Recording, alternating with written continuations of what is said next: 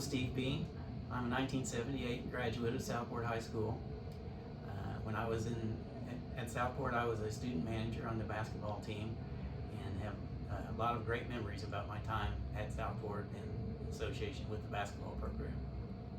Here in front of me you have the King of the County trophy and the associated boxes that go with it. It's basically a traveling trophy that's been around since 1940, and it is passed between schools that are in Marion County, and it's kind of a king of the hill kind of thing, that whoever has it currently, every time that they play another county school, then the trophy is on the line, and if they win, they get to keep it. If they lose, they have to pass it on to the county school that beat them.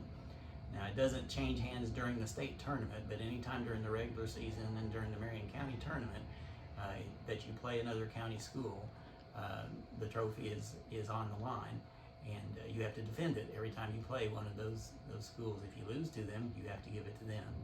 And inside the boxes here are records of all the times where a school beat another county school and obtained possession of the trophy as a result of that. And so the contents of these containers is kind of a history of Marion County basketball through the years, going all the way back to 1940.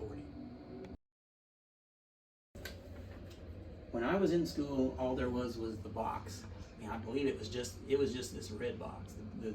That was added later because they needed more volume. That trophy has been added to what is passed from school to school since then. I don't know the exact year that they started doing that, but it was definitely after I graduated in 1978, because that was not part of it then. I can remember being at games when I was in school where the box was on the line and it was just this red box. That was it. And what's supposed to happen is every time you play another county school is you take the box and you put it out at mid-court before the game, so everybody knows the box is on the line tonight. And then if you lost, you had to give it to them after the game. But yeah, in those days it was just this one red box. The trophy came along later, but I don't know exactly what year that was. As I understand, there's not any real rules about what you put in the box. The general intent is that when you win a game that gives you possession of the box, that you're going to add something to the box that records that game, in some fashion. And in some cases, they just added like newspaper clippings that showed it, or some game recap or something. But they, like starting in the late 40s and going into the 50s, what they started doing, and there's probably more of it in there, is doing things like that, where they would actually have someone do an illustration of the fact that they had won the game, and they would add that into the box. So they got pretty creative. I don't think even I knew about it as a student manager on the basketball team until the first time I saw it at a game, and it's like, what's that? I would say probably the general student populace didn't really know what it was, and probably only had an awareness of it once we actually took possession of it.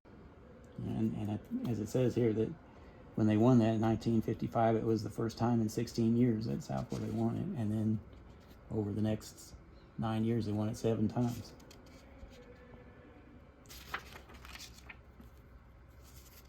Sometimes what's recorded is just very bare bones. Southport Cars defeated the Speedway Spark Plugs in a close game. We didn't even give you the score. But then sometimes it's much more elaborate, like these illustrations, which are just fantastic.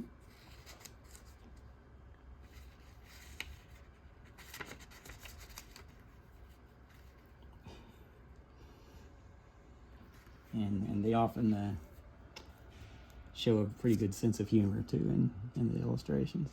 Mm-hmm. I've always wanted to have an opportunity to look through this and see what was in there. I've heard it described before. One time I was here last year, I think, when it was here at the county tournament, someone opened the box and I got to peek in for about a minute or two, but I didn't get to sit down and go through things like I have today. And I really love history in general, and I especially love the history of basketball and Southport basketball history even more than that. So being able to go through here and see this is really a fantastic opportunity. I'm very thankful that I had a chance to do this today.